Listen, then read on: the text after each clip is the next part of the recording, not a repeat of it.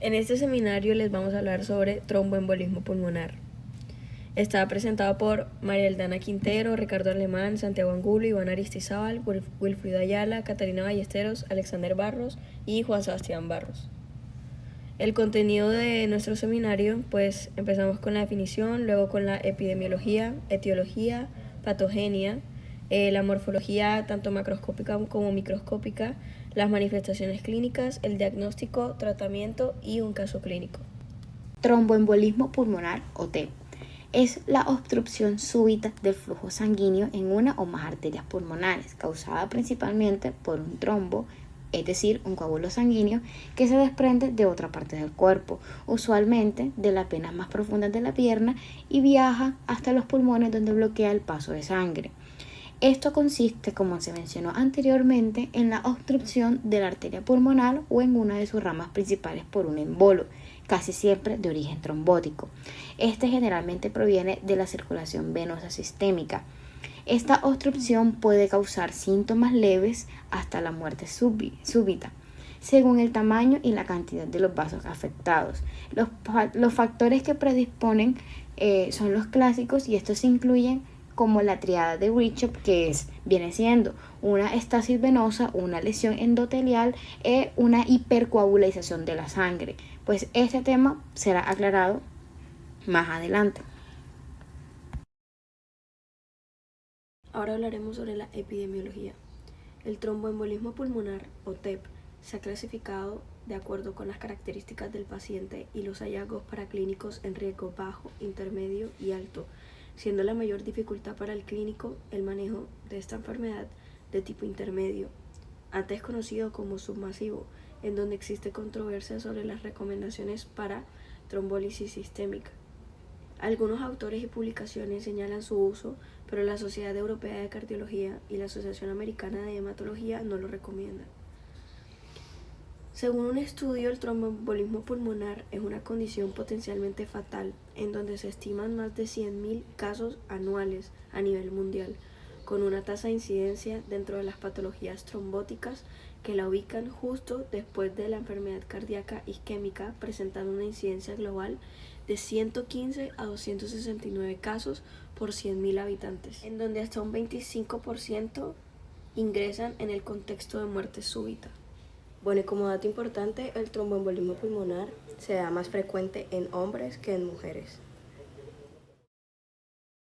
En el contexto de Colombia, reportaron una incidencia estimada de 95 casos por cada 100.000 habitantes, con una mortalidad intrahospitalaria cercana al 14.8% y una supervivencia a 12 meses del 85%.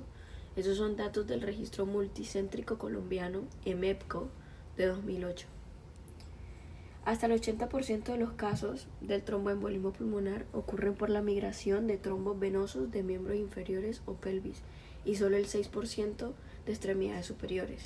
Este fenómeno genera obstrucción mecánica y liberación de mediadores vasoactivos que causan una discordancia entre el espacio ventilado y perfundido, traduciéndose en clínica en la hipoxemia, la cual perpetúa la vasoconstricción. En Latinoamérica, una publicación reciente describe la diferencia en mortalidad con la estrategia de reperfusión sin aumentar el riesgo de sangrado mayor o menor, esto en 684 pacientes. Una revisión internacional más reciente refiere una disminución de la mortalidad no solo relacionada con el tromboembolismo pulmonar, sino no obstante se continúa reportando un aumento del sangrado menor de 31.4% y mayor en 8.8% de los pacientes, traduciéndose en un riesgo hemorrágico que supera la fatalidad descrita para la entidad. La etiología del tromboembolismo pulmonar. Esta está ligada directamente a los factores que favorecen la formación de trombos y su migración hacia el árbol arterial pulmonar. El riesgo de embolización es mayor con los trombos que alcanzan la vena poplitea u otras por encima de ella. También pueden originarse émbolos en las venas de los miembros superiores o las venas centrales del tórax. Para poder comprender mucho mejor la etiología del tromboembolismo pulmonar, tenemos a la triada de Bishop, la cual se comprende en 3 puntos. El primer punto es éstasis venosa, que es cuando la sangre circula más lentamente, favoreciendo así la formación de coágulos, como por ejemplo cuando tenemos un reposo prolongado, un viaje largo, un postoperatorio o ya sea también una parálisis. Como segundo punto tenemos la lesión endotelial. Este es cuando el daño en la pared de la vena activa la coagulación. Un ejemplo de este puede darse en cirugías, traumatismos, catéteres venosos o inflamación vascular. Como tercer punto tenemos la hipercoagulabilidad, que es cuando la sangre tiene más facilidad para coagularse. Este puede darse de dos formas. Puede ser adquirida, como por ejemplo cuando tenemos cáncer, cuando es un embarazo, cuando utilizan anticonceptivos o ya sean enfermedades inflamatorias. O puede darse hereditariamente. Puede ser por una mutación en la proteína protrombina o un déficit de proteína C, S o antitrombina 3. Iniciando con la patogenia y la fisiopatología del tromboembolismo pulmonar, iniciamos con la formación y la migración del trombo.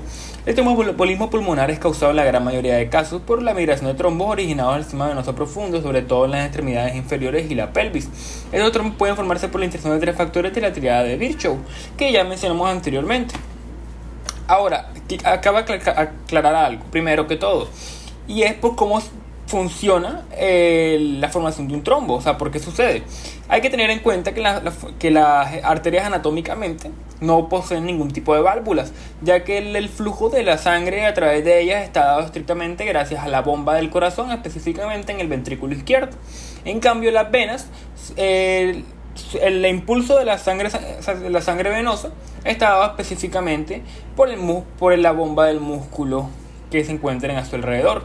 Cuando el músculo esquelético se contrae, se abren las válvulas y permite el paso del retorno de la sangre venosa, y las válvulas de las venas se abren y impiden el retorno de esta. Entonces, si tenemos algún problema de estasis sanguínea o de hipercoagulabilidad o de alguna lesión endotelial, acá, como no permite el retorno, acá se puede llegar a comenzar a formar un trombo. En la obstrucción de la circulación pulmonar, cuando este trombo se desprende, va a viajar por el sistema venoso, llegando a la aurícula derecha al ventrículo derecho, después a las arterias pulmonares, y este se va a impactar en un vaso pulmonar. Puede provocar una obstrucción mecánica del flujo sanguíneo, que puede variar desde tanto como de un segmento distal hasta la arteria pulmonar principal, la cual es mortal. Si más del 30 y 50% del lecho arterial pulmonar se ocluye, la presión en la arteria pulmonar va a aumentar significativamente. En los cambios hemodinámicos tenemos que la obstrucción va a provocar un aumento brusco de la resistencia vascular pulmonar.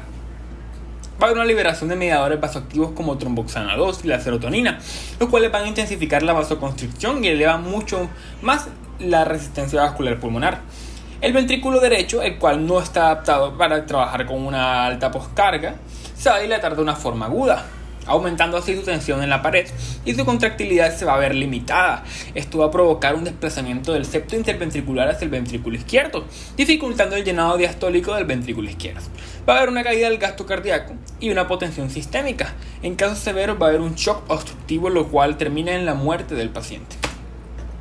En las alteraciones en el intercambio gaseoso se van a generar zonas de ventilación sin perfusión, las cuales son conocidas como espacio muerto alveolar, lo cual va a deteriorar la relación en ventilación-perfusión.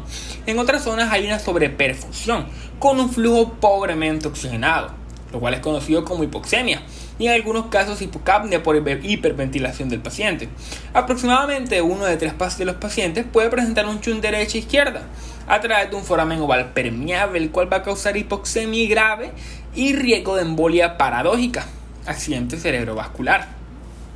Va a haber una respuesta inflamatoria y daño miocárdico. La distensión del ventrículo derecho y la isquemia relativa van a inducir a la liberación de catecolaminas y citocinas inflamatorias. Se ha descrito miocarditis aguda por estrés en tromboembolismo pulmonar masivo.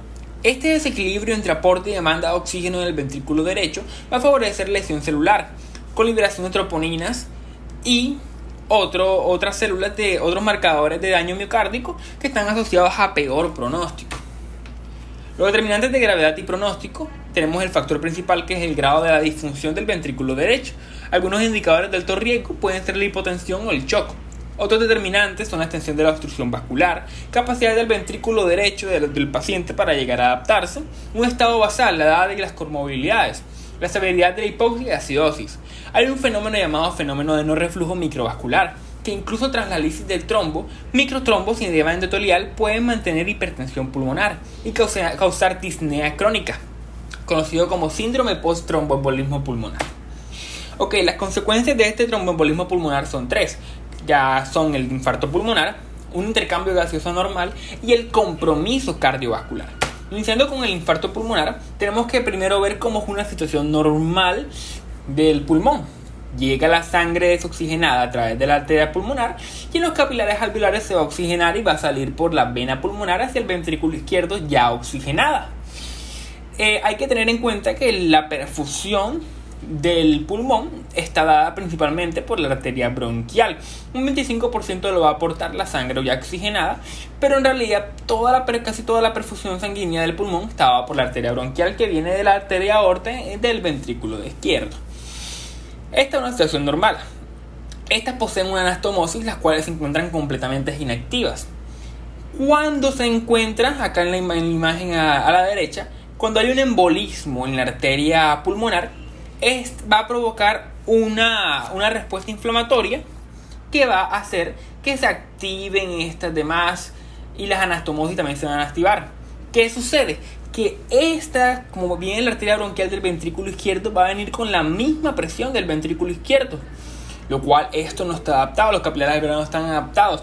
Esto va a hacer que la sangre comience a extravasarse, dando así uno de los síntomas del infarto pulmonar, que es la hemoptisis, ya que si la sangre se extravasa, el paciente va a toser toda la sangre que se extravase.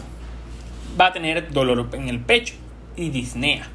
Hay que tener en cuenta que no han habido efectos de mortalidad, pero sí un mayor riesgo de infecciones o complicaciones. Ahora, hablando de lo que es un intercambio gaseoso anormal, hay que tener en cuenta algo.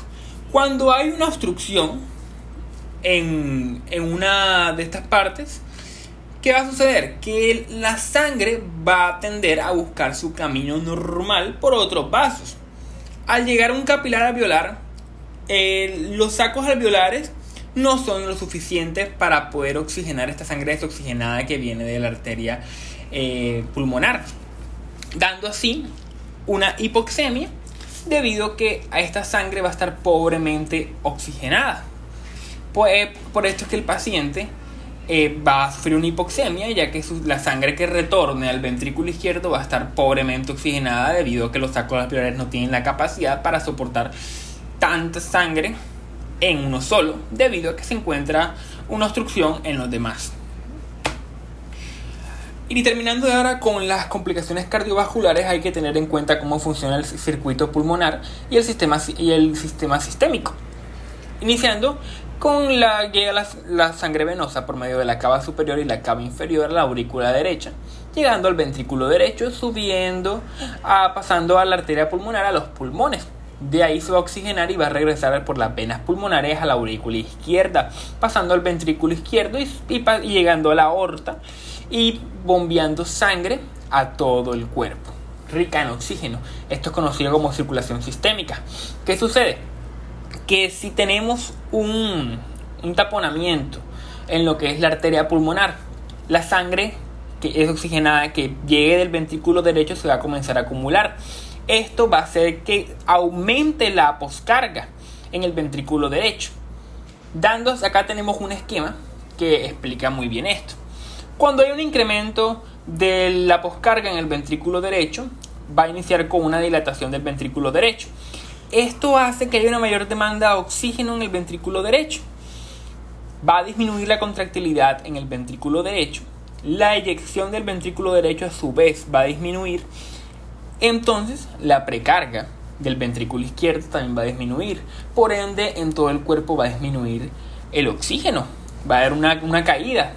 También va a haber una hipotensión, porque va a haber menos sangre que va a golpear en las paredes de los vasos, dando así un shock obstructivo, el cual va a terminar en la muerte del paciente. Entrar en la parte morfológica macroscópica y microscópica, recordemos brevemente que el tromboembolismo pulmonar es una obstrucción de la arteria pulmonar o de alguna de sus ramas causada en la mayoría por los casos por un embolo que proviene del sistema venoso profundo. La morfología de este proceso puede variar dependiendo de los diferentes factores: la localización del embolo, el tamaño que tenga, el grado de obstrucción que produzca y el tiempo de evolución desde que ocurrió el evento. A partir de aquí veremos cómo se manifiestan tanto macroscópicamente como microscópicamente y cómo estas características nos permiten comprender la extensión del daño y sus posibles consecuencias clínicas.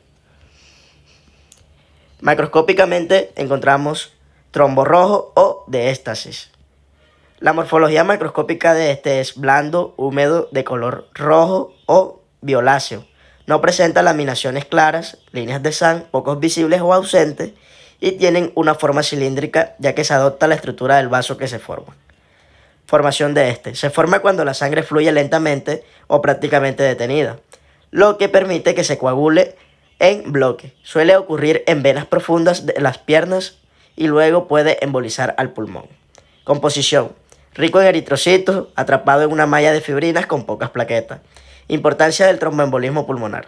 Es el tipo de trombo más frecuente como origen en los embolos pulmonares, ya que casi siempre proviene de venas de miembros inferiores o pelvis.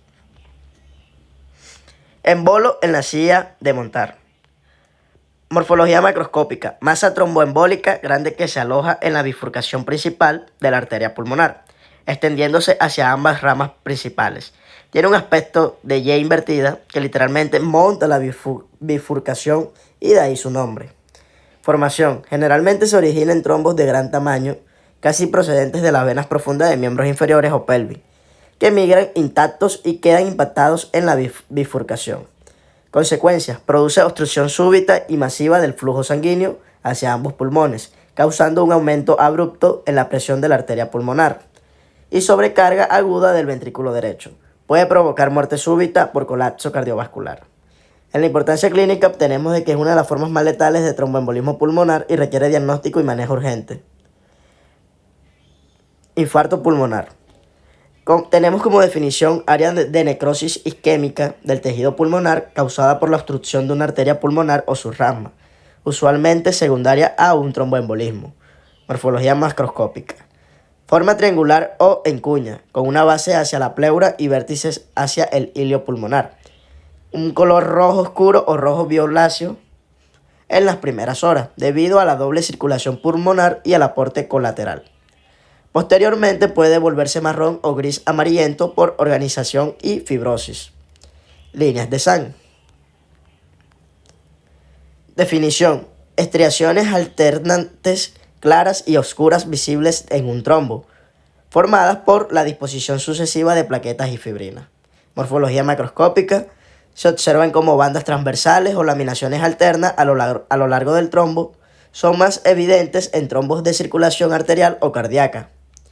Formación. Se origina por la disposición alternada de plaquetas y fibrinas y glóbulos rojos durante el flujo sanguíneo, lo que implica que el trombo se forma antes de la muerte. Esto se le conoce como proceso ante-mortem. Importancia diagnóstica. Diferencia de un trombo ante-mortem, uno post-mortem, ya que los coágulos post-mortem no presentan estas líneas y son gelatinosos con una parte amarilla. Él se le conoce como grasa de pollo y una parte roja. Pasamos a morfología microscópica. En la primera imagen que presento vemos un tejido pulmonar sano. A simple vista, el parenquima pulmonar normal se caracteriza por una coloración rosada y homogénea. Su consistencia es esponjosa debido a que está lleno de alveolos con aire y presenta una arquitectura uniforme. Macroscópicamente no hay zonas de hemorragia, necrosis ni cambio de color. Esto nos sirve como punto de referencia para comparar con tejidos patológicos. En esta segunda imagen tenemos un infarto pulmonar. Aquí sí observamos alteraciones evidentes. La zona infartada presenta un color rojo oscuro o violáceo, más firme y con una forma generalmente piramidal o en cuña, cuya base se orienta hacia la pleura y el vértice hacia el ilio pulmonar. Esto se debe a que la irrigación se ve interrumpida y el tejido muere, acompañando la congestión y extravasación de la sangre. Microscópicamente en estas áreas encontramos necrosis coagulativa del parenquima y abundantes eritrocitos infiltrados en el tejido, lo que explica la coloración oscura. En esta diapositiva presento la imagen de las líneas de Sand, que son características de los trombos formados en vida. Estas líneas alternan capas claras compuestas principalmente por plaquetas y fibrinas y las capas más oscuras, que son las que se encuentran ricas en eritrocitos. Su presencia es importante porque nos indica la formación de trombos ocurridos con flujo sanguíneo activo. Manifestaciones clínicas del tromboembolismo pulmonar. El tromboembolismo pulmonar presenta un espectro muy amplio de manifestaciones clínicas, desde cuadros completamente asintomáticos hasta la muerte súbita. Este carácter inespecífico y variable hace que la sospecha clínica sea el primer paso esencial en su diagnóstico. En las manifestaciones clínicas manejaremos 3 tipos de manifestaciones. La primera, que es la respiratoria, que empezamos con la disnea aguda aislada, que es el síntoma más frecuente y aparece de forma brusca.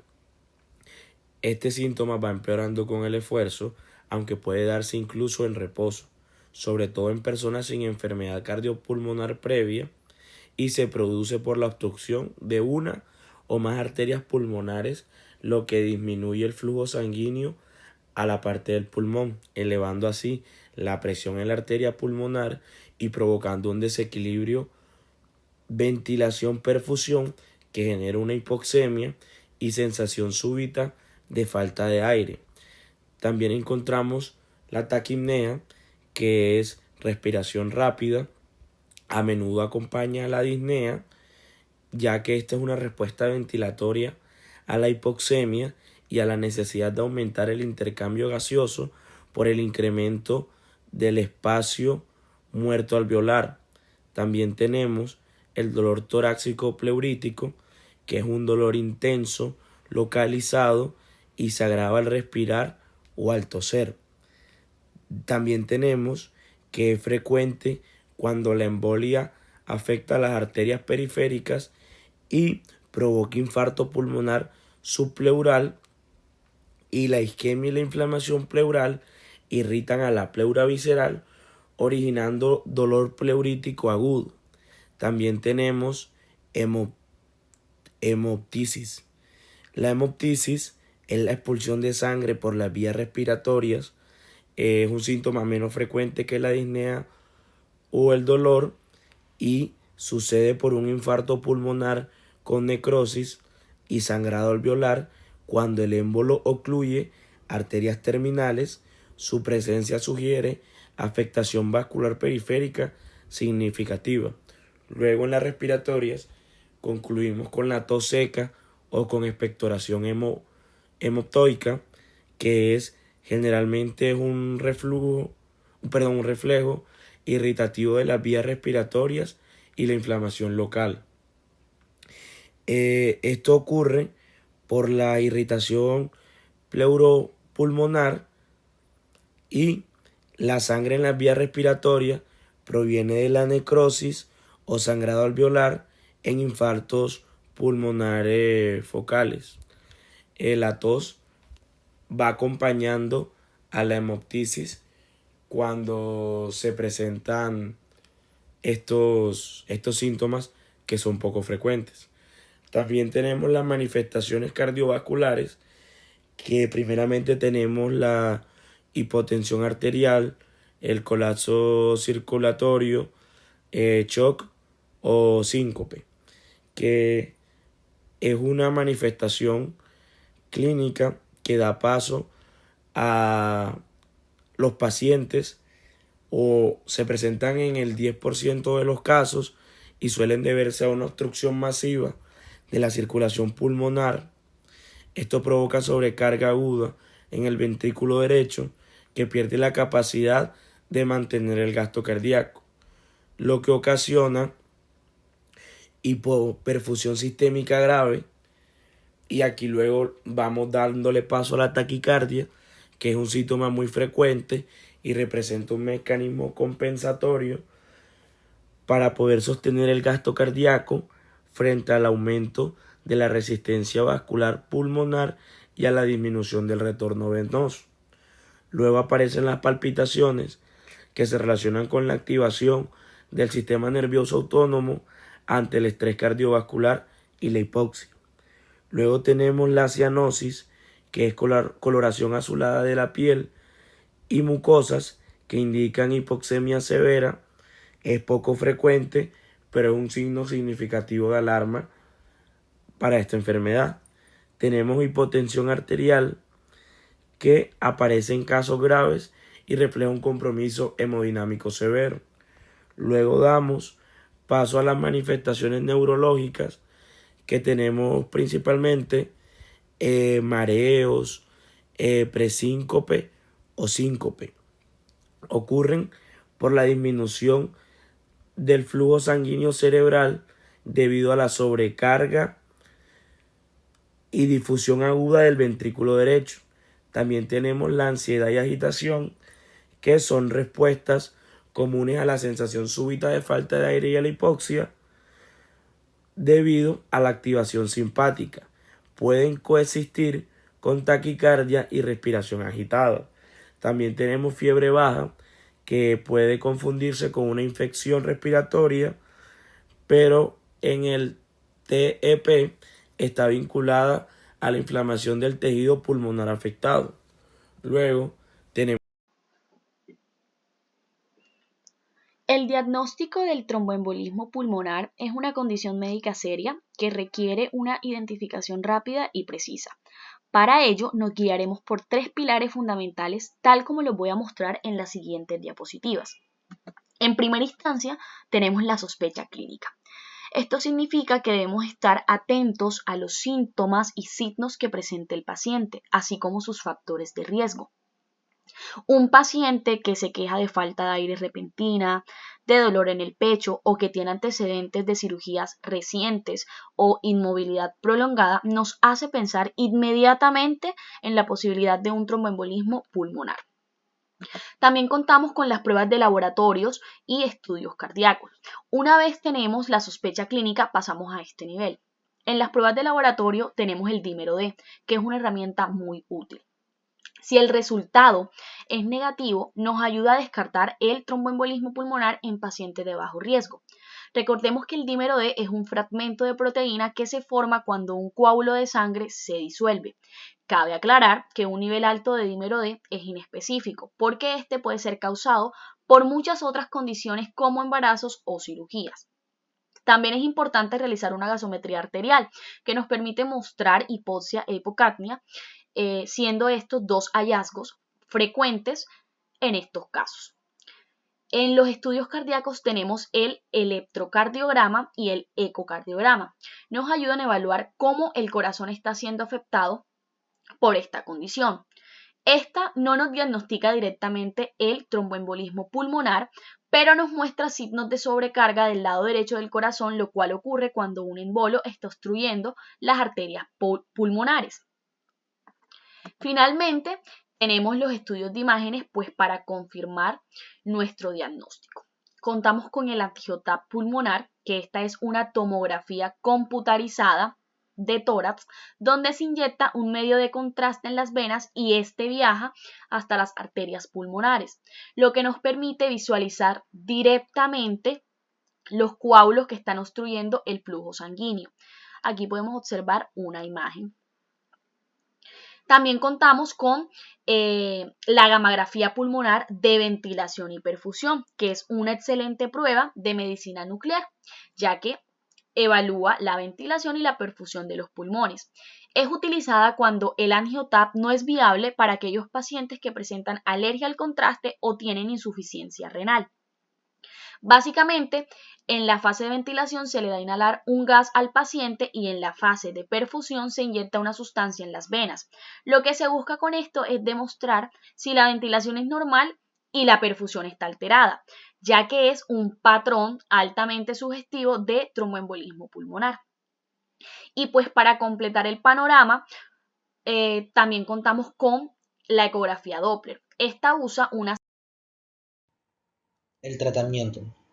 El tratamiento lo hemos fijado en 3 puntos principales: la anticoagulación, las medidas de soporte y en algunos casos las intervenciones específicas. En primera medida, en el caso del tratamiento con anticoagulantes, tenemos el tratamiento con anticoagulante inicial o de primera acción. Aquí tenemos la heparina de bajo peso molecular, como la enoxaparina o la dalteparina, las cuales se administran por vía subcutánea, normalmente en pacientes estables, incluso de manera ambulatoria. Esta lo que hace es que potencia la acción de una proteína natural del cuerpo llamada antitrombina 3. Todo lo que es principalmente el factor 10A de la coagulación y en menor medida la trombina. El resultado es que la cadena de coagulación se interrumpe y la sangre tarda más en coagular. La ventaja es que necesita menos controles de laboratorio y es bastante predecible. Mientras que la heparina no fraccionada, esta se administra por vía intravenosa y se usa sobre todo en pacientes inestables o cuando hay alto riesgo de sangrado, porque su efecto se revierte rápido. También se usa si se planea una trombólisis o un procedimiento invasivo. En este caso, sí necesitaríamos monitorear el TPA con frecuencia. Para el tratamiento a largo plazo, tenemos en primer lugar los anticoagulantes orales directos, como la rivaroxaban, la pixaban, el edoxaban o dabigatran. Son fáciles de tomar, no requieren controles de laboratorio rutinarios y tienen menos riesgo de hemorragia intracraneal que la warfarina. Algunos, como el dabigatran o el edoxaban, sí necesitan para su uso un tiempo previo con heparina. En el caso de la antagonista de la vitamina K, la warfarina, que esta hoy en día se usa menos, se indica cuando los anticoagulantes orales directos no son posibles, por ejemplo en embarazos, en personas con válvulas mecánicas o con insuficiencia renal avanzada. Aquí sí necesitamos controles frecuentes de INR y hay que tener cuidado con las interacciones con alimentos y otros medicamentos. La duración de la anticoagulación no es igual para todos. Es por eso que aquí en este cuadro hemos simplificado cuánto dura el tratamiento con anticoagulante, dependiendo de ciertas situaciones clínicas del paciente. Por ejemplo, si en el primer episodio tiene una causa clara, como una cirugía o una inmovilización prolongada, el tratamiento dura unos 3 meses. En cambio, si el primer episodio, pero no se conoce causa aparente, la duración del tratamiento puede ser de 3 a 6 meses o incluso indefinido si el riesgo de recurrencia es alto. En un segundo episodio, o si el paciente tiene trombofilia, cáncer o válvula mecánica, hablamos de tratamientos prolongados o indefinidos. Como otras medidas también para el tratamiento, tenemos por ejemplo el filtro de vena cava inferior, el cual es un dispositivo que se coloca dentro de la vena cava para atrapar coágulos que vienen de las piernas y así evitar que estos lleguen a los pulmones. Lo usamos solo si no se puede dar anticoagulación por sangrado activo o si hay embolias repetidas a pesar del tratamiento. Esta se indica en pacientes con tromboembolismo pulmonar cuando la anticoagulación está contraindicada, ejemplo, durante sangrado activo, o también cuando hay recurrencias a pesar del tratamiento con anticoagulantes. También tenemos el uso de soporte hemodinámico y oxigenación. En primera instancia, si el paciente está con baja saturación de oxígeno, se le da oxígeno suplementario. También si tiene un shock, usamos vasopresores como la noradrenalina o la dopamina para mantener la presión arterial. Ya en casos más graves, podemos necesitar ventilación mecánica para ayudar en la respiración. Es importante también que siempre cuidemos no sobrecargar de líquidos al paciente para no empeorar la función del corazón derecho. Ya en casos graves, por ejemplo en un tromboembolismo pulmonar masivo, donde el paciente está inestable o en shock, podemos usar trombólisis sistémica con medicamentos como la alteplasa, los cuales disuelven el coágulo rápidamente. También está la trombectomía mecánica o quirúrgica, que es retirar el trombo directamente, la cual es indicada cuando la trombólisis no es posible o no funciona. Bueno, como caso clínico tenemos al señor Juan Mario Rojas. Tiene 56 años, vive en una zona urbana. Se presenta a consulta ya que tiene una dificultad para respirar bastante fuerte y un dolor en el pecho desde hace 2 horas. Sus antecedentes personales y familiares, pues en personales patológicos no tiene hipertensión, no presenta diabetes ni EPOC. En antecedentes quirúrgicos, pues una colecistectomía laparoscópica hace 8 años. En antecedentes traumáticos da negativo. En hábitos, pues él es sedentario, no fuma y su consumo del alcohol es ocasional. No tiene ningún medicamento actual, ninguna alergia. Y en antecedentes familiares, pues tiene una madre con un antecedente de trombosis venosa profunda a los 62 años. Se le hizo una revisión por sistemas y en el sistema cardiovascular pues tiene palpitaciones y un poco de taquicardia. En el respiratorio pues tiene una disnea súbita con un dolor pleurítico. En el neurológico no tiene alteraciones ni en el digestivo ni en el genitourinario. En el examen físico tenemos una tensión arterial de 110/70, una frecuencia cardíaca de 122 latidos por minuto, una frecuencia respiratoria de 28, temperatura 36.7 y una saturación al 86%. En general el paciente estaba ansioso y estaba diaforético. En su tórax pues encontramos una expansión torácica asimétrica, ruidos respiratorios disminuidos en base pulmonar derecha, sin estertores ni sibilancias. En la parte cardiovascular, ruidos cardíacos rítmicos, taquicárdicos y sin soplos. En las extremidades tenemos un edema en miembro inferior izquierdo y un aumento en la temperatura local y dolor a la palpación en región sural. Se le realizaron pruebas de laboratorio y dentro de ellas encontramos que en la ecografía Doppler de las extremidades inferiores tenemos una trombosis venosa profunda en vena poplítea izquierda y en el angio TC pulmonar tenemos un defecto de llenado en la arteria pulmonar segmentaria derecha que es compatible con el tromboembolismo pulmonar. En la historia clínica se prescribe el desarrollo de la enfermedad como paciente previamente sano que inicia cuadro clínico hace aproximadamente 2 horas posterior a levantarse de la cama tras un vuelo de 12 horas realizado hace 3 días. Refiere disnea súbita en reposo, dolor torácico tipo punzante en hemitórax derecho, no irradiado que aumenta con la inspiración profunda, o sea un dolor pleurítico, acompañado de taquicardia y sensación de ansiedad. Niega fiebre, tos con expectoración, no presenta antecedentes de trauma recientes ni cirugía en el último mes. El diagnóstico que se le da al paciente es tromboembolismo pulmonar secundaria, trombosis venosa profunda en miembro inferior izquierdo. Y su tratamiento y pues la evolución, se inicia anticoagulación con heparina de bajo peso molecular, es decir, enoxaparina y oxigenoterapia por cánula nasal. El paciente presenta mejoría de la disnea y saturación de oxígeno, asciende a un 94%. Se decide hospitalización en unidad de cuidados intermedios para manejo y monitorización con plan de transición a anticoagulación oral y estudio de trombofilia. Evoluciona favorablemente y es dado de alta a los 7 días con recomendaciones de evitar inmovilización prolongada, uso de medias de compresión y seguimiento por medicina interna. Ahora, la anticoagulación se le va a iniciar la enoxaparina, que esto pues es una heparina de bajo peso molecular que impide la formación de nuevos coágulos y va a evitar que el trombo que exista pues crezca. En la oxigenoterapia, pues su importancia o su función es aumentar la cantidad de oxígeno en sangre para pues compensar la dificultad respiratoria y la hipoxemia.